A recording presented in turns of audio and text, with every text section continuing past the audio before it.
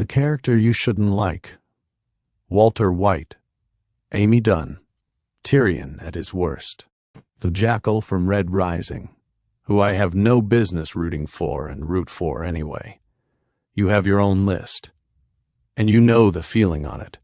The small private embarrassment of being on someone's side while some other part of you files an objection. You keep turning the page on their side anyway. That gap between what you approve of and what you can't stop watching is one of fiction's most dependable pleasures. I want to pull it apart because I think what grips you there says something honest about the stories you actually want, as opposed to the ones you say you want. Understanding is a trap. The first thing one of these characters does is let you follow the reasoning. Following is a different act from agreeing, and following is enough. Walter White is the case everyone reaches for.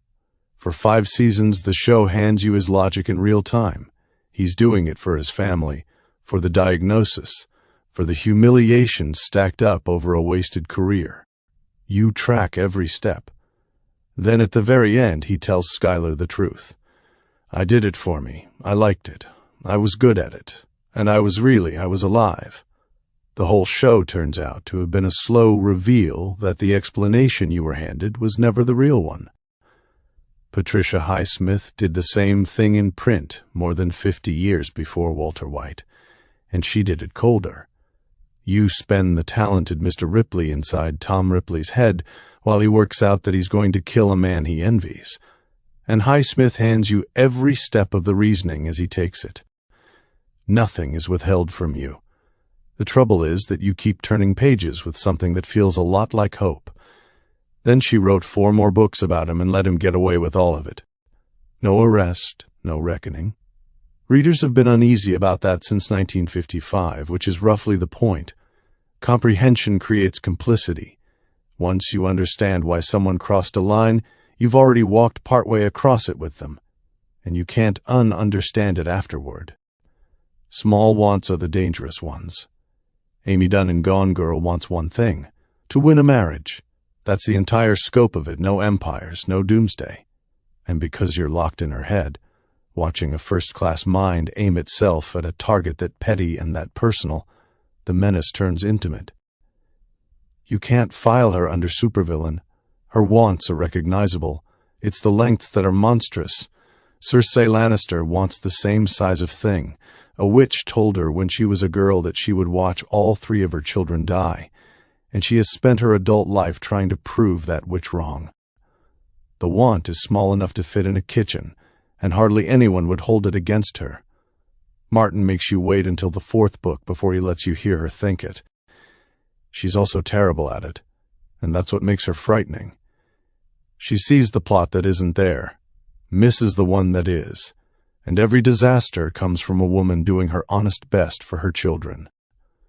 A threat to the whole world lets you keep a comfortable distance, since nobody reading is really weighing whether to end civilization. When what stands to be lost belongs to one person, a marriage, a grudge, a brother, a debt, the distance goes. You have wanted things that specifically, though never to that degree, and you still know the shape of the wanting. The recognition is the hook. Every step was defensible. This is the one that works quietest.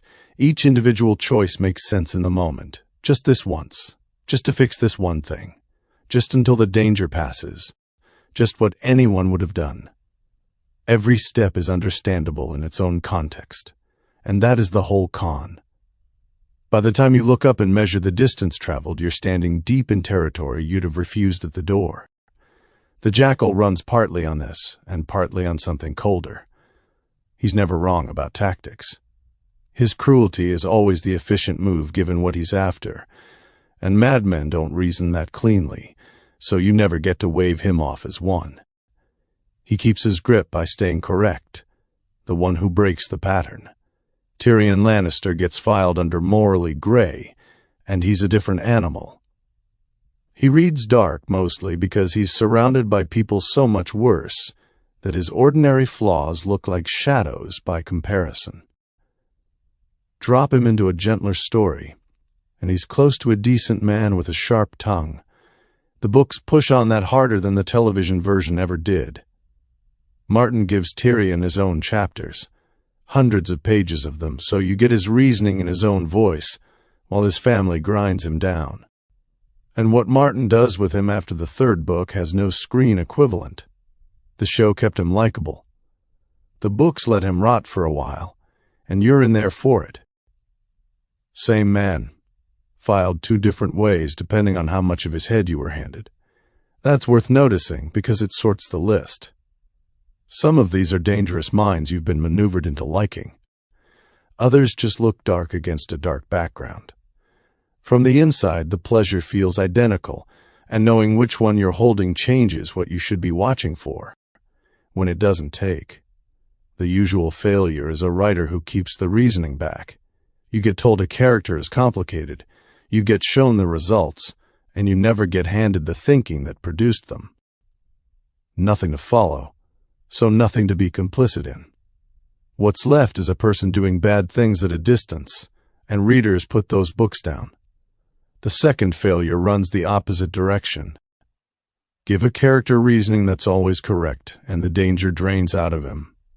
He turns into a fantasy you're enjoying. The Jackal escapes that because he's only ever right about method. What he wants stays monstrous, and the books never let you forget who pays for him getting it. Take that away and you have competence, which is pleasant and forgettable. And sometimes the writing is fine, and you just refuse.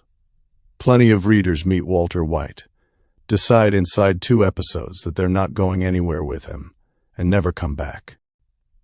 A story that asks you to spend 5 seasons inside a man you find repellent is asking for something you're allowed to decline. What it says about you. You want to understand more than you want to approve. That's what the reliability of this effect suggests, and it's a little uncomfortable to sit with.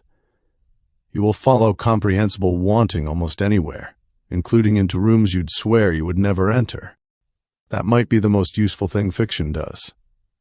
A story that lets you inhabit a mind you'd condemn from the outside expands what you're able to understand, safely, on the page, at nobody's cost.